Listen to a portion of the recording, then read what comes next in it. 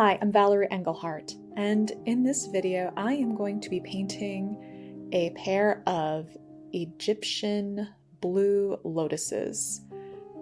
I am going to be using my Rockwell Art watercolor palette, and to start I am using a base of Angel Eyes, which is a light sparkly blue that I just dipped in right there. Dip the brush, just the tip, into Petals Diamond Blue, my favorite blue, and doing some loose strokes for the petals. And then doing those little dashes in between the petals to signify the petals that are in the background, that are behind that flower fold. Petals Diamond Blue is pretty strong, so that's actually the color that mostly shows up. If I were to say it's only one of those two blues, Petals Diamond Blue. Now I'm going in with On It Diamond Yellow, a warm green, which is what I'm going to be using for the majority of the painting. And as you can see, dipping into the well, moving my brush around, and then just going in with the tip. And the tip for this, I'm going into Limu Green Brown, just a darker green. And I am moving my brush around so that I can paint with like the side of it, paint with the tip. I want to get different colors going, with some of it being in the belly of the brush, some of the pigment being at the tip of the brush, though it's kind of hard to see because the two greens are similar enough and it's watercolor, so they do blend together. But that's fine. After all, I'm just inspired by the Sumi-e techniques. Every so often, I like to do a painting like this, just where I focus on making shapes using a brush stroke, where you do your stroke, you lift, stroke, lift, without trying to blend things or make things fade away, which is what I typically do. But I also like that this style still requires being able to position things on a composition by visualizing it without a sketch. So now I'm going in just with the lima green brown, and I am painting in some stems.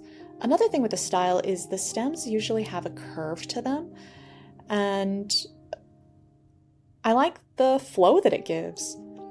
And I wasn't planning on it, but as I was painting this, I thought, oh wow, this would actually make a pretty pattern.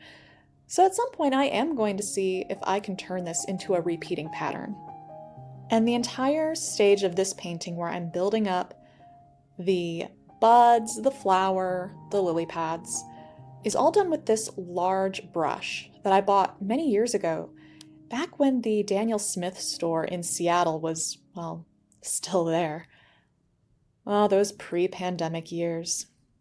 All right, now that the painting is dried naturally, I'm going in with a thinner brush of the same kind and using a very dark indigo blue called Cosmic Sound, just putting in some line art to define shapes.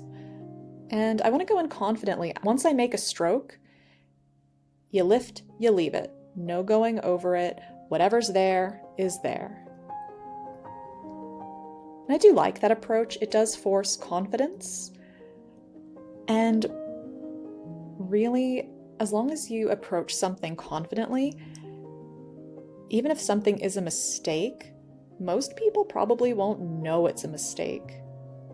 It's amazing what confidence does, even if you fake it. Now, I did let this dry naturally for two reasons. One is that I like the natural variations and blooms that happen when watercolor dries naturally at room temperature. But I find that when using a blow dryer, while it does speed things up, my watercolor ends up paler and the fabric buckles more. Not fabric, the paper. The paper tends to buckle more, and it's kind of annoying to paint on buckled paper. And this particular paper is Arteza Expert 11 by 14 cold press paper. It is an inexpensive paper that works really well. Like, I wouldn't say it works as good as my Arche or maybe some of the other really high-end brands, but for the price, it is fantastic.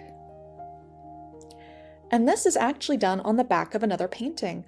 I also paint to make patterns, And so on the back of this piece of paper are some elements, and interestingly enough, also water lilies with lily pads that I scanned into my computer, vectorized, and made a pattern like a year ago.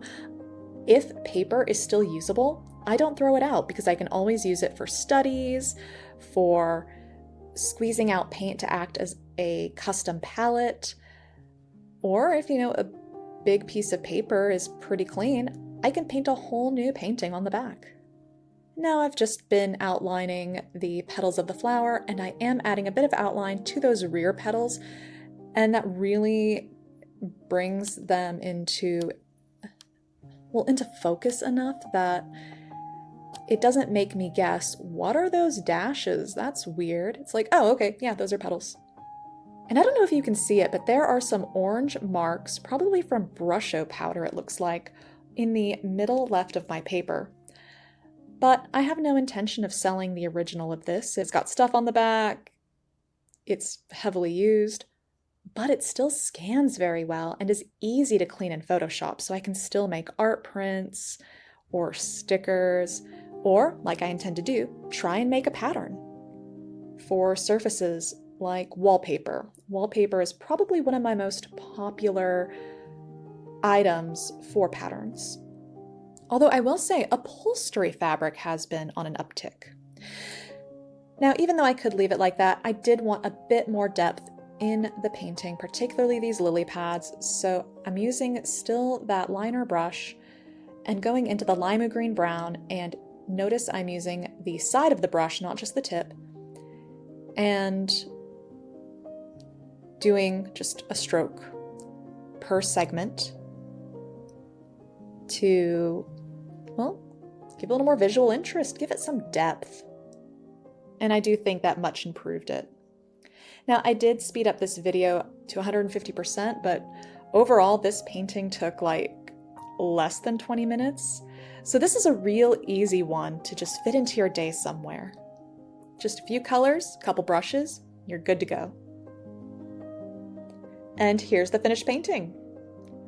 So if you liked this video, press that like button so I know to make more like this, and if you want to see more, subscribe because I post videos every Thursday. Thanks so much for watching. I'll see you next time. Bye!